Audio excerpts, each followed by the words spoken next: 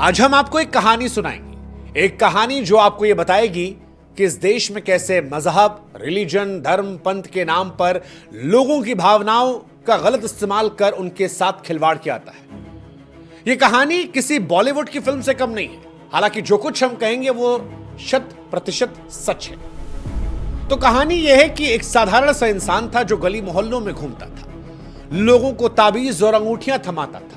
वो ये दावा करता था कि जो ये चीजें दे रहा है ये उनकी जिंदगी बदल देगी, उन्हें कर्ज से छुटकारा मिल जाएगा, कोर्ट कचहरी में जीत मिल जाएगी, बीमारी से निजात मिल जाएगी। वो ये दावा करता था कि उसके पास हर दुख का इलाज है और इस देश में लोग अपनी परेशानियों को लेकर जो परेशान थे वो इसके झांसे में आने लगे। उसकी बातों में जादू था, उसने लोगों की आस्था को हथियार बना लिया। शब्दों के जाल के चलते उसे ख्याति मिली, लोग उसे चमत्कारी मानने लगे। वो गांव का प्रधान बन बैठा।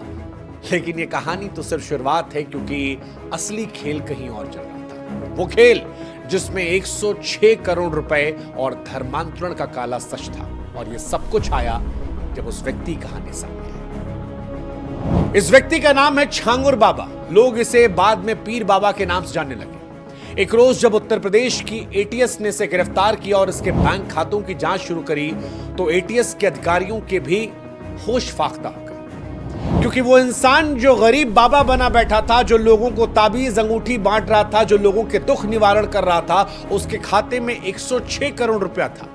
106 करोड़ उस शख्स के पास जो खुद को सादगी और ऊपर वाले का बंदा बता रहा था। सवाल उठा कि आखिर इतना पैसा इसके पास आया कैसे, और वो कौन सी ताबीज है जिसे बेचने से 106 करोड़ रुपए मिल जाते हैं। जवाब ने सभी को हिलाकर रख दिया, क्योंकि यह साधारण कमाई नहीं थी, एक सुनियोजित साजिश का हिस्सा थी जिसका मकसद था भारत में धर्मांतरण का गंदा खेल खेलना। हैरानी की बात यह है कि एटीएस की जांच में यह सामने आया कि छांगुर बाबा का एक संगठित रैकेट था जो जाति और धर्म के आधार पर लोगों को निशाना बना रहा था। इस रैकेट में धर्मांतरण के लिए बाकायदा रेट कार्ड बनाया गया था। अगर आप अगड़ी जाति के व्यक्ति को कन्वर्ट करवाते हैं तो 12 लाख रुपया मिलेगा, पिछड़ी जाति के व्यक्ति कन्वर्ट करवाते हैं तो 10 लाख रुपया मिलेगा, दलित व्यक्ति कन्वर्ट होता है तो 8 लाख रुपया मिलेगा, और लड़कियों के लिए खास तौर पर लड़की अगर सिख है और वो इस्लाम में जाती है तो 15 लाख रुपया मिलेगा।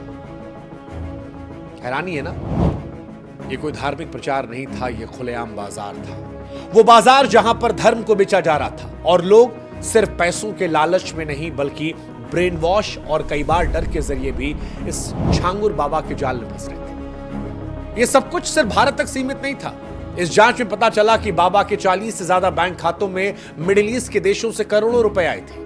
यानी पूरा एक इंटरनेशनल रैकेट था जिसका मकसद था भारत की सामाजिक और सांस्कृतिक संरचना को कमजोर करना। इस छांगुर ने 40 बार मिडिल ईस्ट की यात्राएं की थी, वहीं से फंडिंग आ रही थी। भारत में धर्मांतरण का खेल चल रहा था।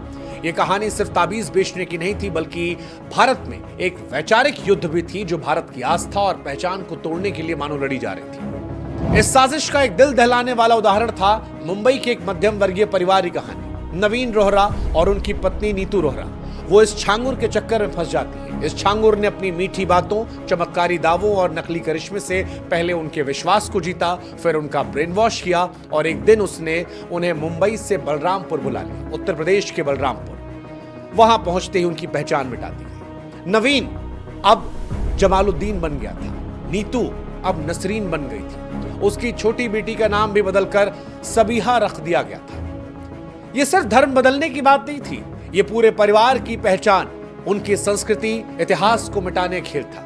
उनके नाम, उनकी सोच, उनकी जिंदगी, सब कुछ इसने बदल दिया था। एक सवाल जो लोगों के मन में और आया कि इसने पीर बाबा का चोला क्यों उठा, तो हम आपको बता दें कि हिंदुस्तान में पीर और दरगाह वो स्थान है जहां पर हिंदू और मुसलमान दोनों अपनी आस्था से जाते हैं, दोनों मन्नत मांगते हैं, दोनों चादर चढ़ाते हैं, अक्सर अपनी परेशानियों का हल ढूंढते हैं। और परेशानियां जब ज्यादा हो जाती हैं तो अक्सर चालबाज जो होते हैं वो इमोशंस का फायदा उठाते हैं, और इस छांगुर ने भी वही किया। लोगों की भावनाओं का फायदा उठाया, खुद को चमत्कारी बताया और फिर लोगों करीब गया, भरोसा जीता, उनकी सोच को बदलना शुरू किया।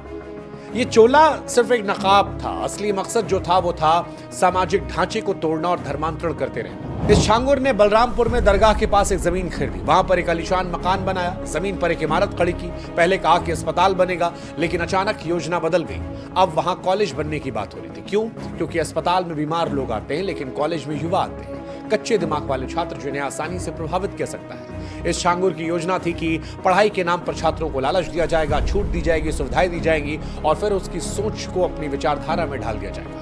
अगर यह मॉडल कामयाब हो गया तो मिडिल ईस्ट से और फंडिंग आती और एक नई पीढ़ी धर्मांतरण के लिए तैयार होती, जिसकी सोच शायद बदली हुई होती, इस छांगुर की आकाओं जैसी होती। यह साजिश सिर्फ बलरामपुर तक सीमित नहीं थी। छांगुर और उसकी सहयोगी नीतू, जो नसरीन बन गई, नवीन, जमालुद्दीन, इन सब ने मिलकर एक बड़ा नेटवर्क खड़ा किया था। इस नेटवर्क का दायरा मुंबई, लोनावला और पुणे तक फैला था।